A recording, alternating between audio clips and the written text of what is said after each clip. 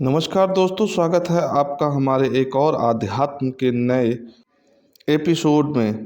बिना किसी देरी के हम आपसे श्री कृष्ण से जुड़ी कुछ रोचक जानकारियाँ और पुराणों से जुड़े कुछ रोचक तथ्य, जिसकी जानकारी हमें पुराणों में मिलती है। आज हम जानेंगे कि भगवान श्री कृष्ण का अंतिम संस्कार किसने किया, या कृष्ण से मरने से पहले क्या सारे यदुवंशी मारे जा चुके थे, या फिर श्री कृष्ण के शव को चील या कौवे खा गए। तो आइए बिना किसी देरी के हम इस पर चर्चा करते हैं।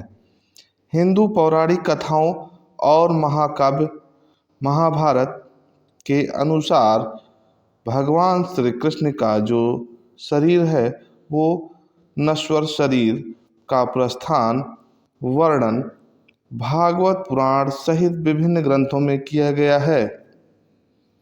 कृष्ण की मृत्यु का विवरण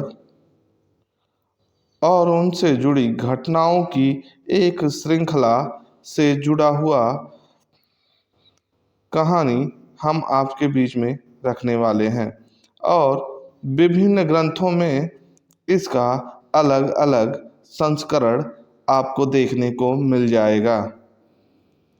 महाभारत में ये उल्लेख किया गया है कि भगवान श्री कृष्ण के कुरुक्षेत्र के युद्ध के बाद, जिसमें सभी यादव वंश का विनाश हुआ और भगवान श्री कृष्ण ने अपना नश्वर शरीर छोड़ दिया,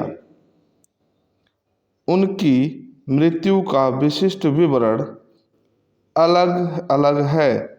लेकिन कई आख्यान इस बात से सहमत हैं कि उनके पैर में गलती से एक तीर लग गया था। कहा जाता है कि इस घटना के बाद भगवान श्री कृष्ण अपने दिव्य स्वरूप में आ गए। वो विकट रूप अपना रखकर लोगों को दर्शन दिए और इस नश्वर संसार को हमेशा के लिए छोड़कर चले गए।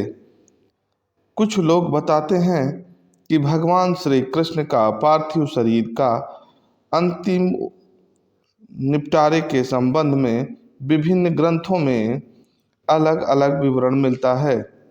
कुछ परंपराओं में यह कहा जाता है कि भगवान श्री कृष्ण का शरीर का अंतिम संस्कार जरा नामक एक किसी शिकारी ने किया था।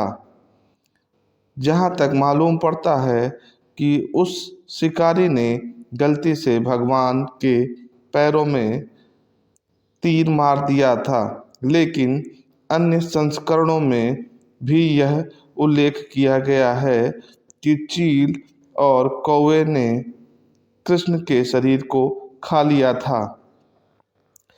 ये महत्वपूर्ण जानकारियाँ और ये वृतांत प्रतीकात्मक हैं और गहन आध्यात्मिक अर्थ रखते हैं।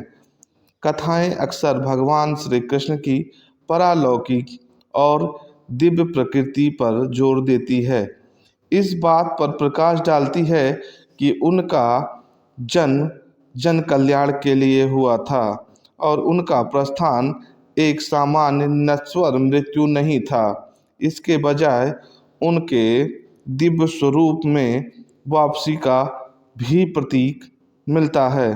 यह ध्यान रखना महत्वपूर्ण है कि ये कहानियाँ हिंदू पौराणिक कथाओं का एक हिस्सा मात्र है और उनसे जुड़ी धार्मिक सांस्कृतिक परंपराओं का पालन करने वाले लोग इसे श्रद्धा के साथ मानते और जानते हैं। इन कहानियों की व्याख्यानों में आपको अलग अलग व्याख्या मिल सकती है। अलग अलग मतों के हिसाब से लोग इसको अपनी अपनी कथाओं और रचनाओं में दिखाते हैं। अगर आपको ये जानकारी अच्छी लगी है तो प्लीज़ हमारे चैनल को सब्सक्राइब करिए, इस वीडियो को लाइक करिए और अपने मित्र, इष्ट, दोस्त, यार में इस वीडियो को ज़्यादा से ज़्यादा शेयर करिए, जिससे भगवान के बारे में आपको